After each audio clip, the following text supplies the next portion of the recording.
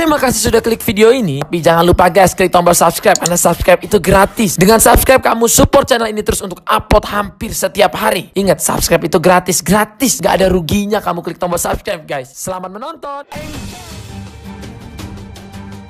Pengamat sosial Rocky Gerung menilai sumber persoalan di kabinet Jokowi adalah Sri Mulyani.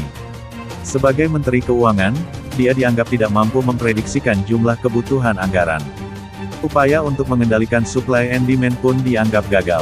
Yang mesti diganti seharusnya adalah Sri Mulyani, kata Rocky dalam webinar bertajuk, Menimbang Kementerian Baru dan Reshuffle Kabinet di Tengah Pandemi, Jumat tanggal 23 April tahun 2021. Baca juga, ngaku deg-degan terus, Megawati, saya bukan mau cari nama. Lantaran kegagalan Sri Mulyani tersebut, IMF dan World Bank akhirnya menjadi bumper untuk dimintai bantuan. Jadi, itu artinya yang disebut hak prerogatif presiden tergantung pada lobi Sri Mulyani pada World Bank dan IMF, itu intinya.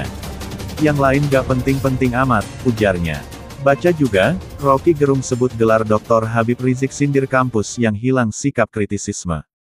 Kan mau ganti pemuda, mau ganti menteri tenaga kerja segala macam, kalau gak ada sinyal dari World Bank bahwa Indonesia itu masih bisa ditolong, maka gak ada gunanya ganti-ganti. Jadi kalau kita mau melihat politik ekonomi dari isu reshuffle itu, hanya itu soalnya, tutur dia. Jumlah utang pemerintah semakin menggunung. Per Maret tahun 2021, sudah tembus 6.445,07 triliun rupiah. Meski begitu, Menteri Keuangan Sri Mulyani Indrawati menganggap, jumlah itu masih kecil. Kenaikan utang drastis terjadi pada 2 tahun terakhir. Tahun lalu, ada tambahan utang sebesar 1.226,8 triliun rupiah. Sedangkan tahun ini, tambahannya mencapai 1.177,4 triliun rupiah. Hal ini terjadi karena pendapatan negara berkurang akibat pandemi, dan belanja semakin besar untuk pemulihan kesehatan dan ekonomi. Baca juga, fakta-fakta utang pemerintah bengkak 6.445,07 triliun rupiah, pengusaha kritik habis-habisan. Dengan jumlah tadi, rasio utang pemerintah sudah mencapai 41,64% terhadap produk domestik bruto (PDB). Angka ini memang masih di bawah batas yang diizinkan Undang-Undang Keuangan Negara, yakni 60% terhadap PDB. Atas hal itu, Sri Mul merasa, utang Indonesia relatif lebih kecil dibandingkan negara lain. Mantan Direktur Pelaksana Bank Dunia ini berjanji akan mengelola utang tersebut dengan hati-hati. Meskipun kita dalam situasi relatif lebih kecil dibanding negara lain, dari sisi total defisit maupun rasio defisit, dan total utang maupun rasio utang terhadap PDB, namun kita tetap harus hati-hati, katanya, dalam Musrenbangnas 2021, kemarin. Sri Mul sebenarnya tidak bisa menutupi kekhawatiran dengan angka tersebut. Apalagi, tren kenaikan suku bunga global akan berdampak pada jumlah utang yang harus dibayar negara. Agar tetap produktif, ia berjanji hasil utang ini akan mengalir ke pembiayaan yang inovatif, mendukung kedalaman pasar, dan mempermudah akses pembiayaan UMKM. Anggota Komisi Si DPR Willy Aditya mengamini, utang Indonesia lebih kecil dari negara lain, terutama dengan negara maju seperti Jepang dan Amerika Serikat. Meski begitu, ia berharap posisi utang saat ini tidak dijadikan keunggulan.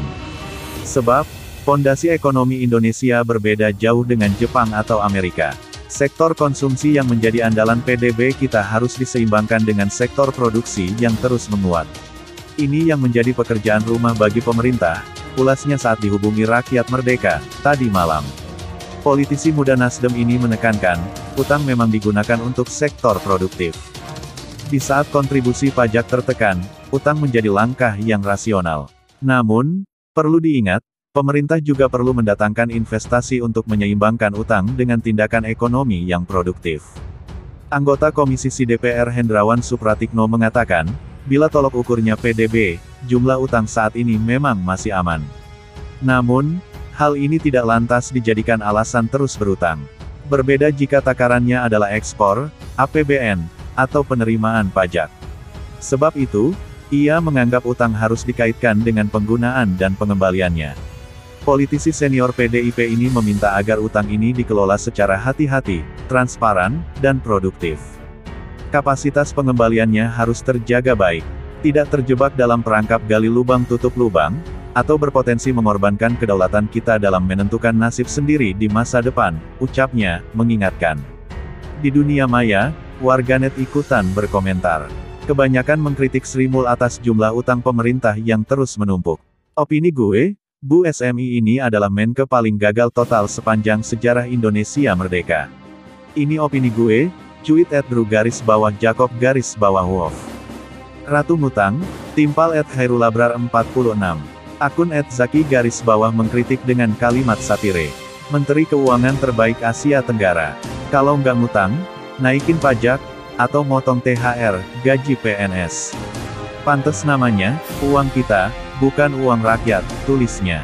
Sedangkan akun @Abiabizal menyebut, utang menggunung itu tidak akan membuat Sri Mulyani puyeng. Sebab, yang bayar utang itu adalah negara, bukan Sri Mul. Ngutang terus, toh yang bayar bukan dia. Mau negara ini bangkrut toh gaji dia tetap fullkan, tulisnya.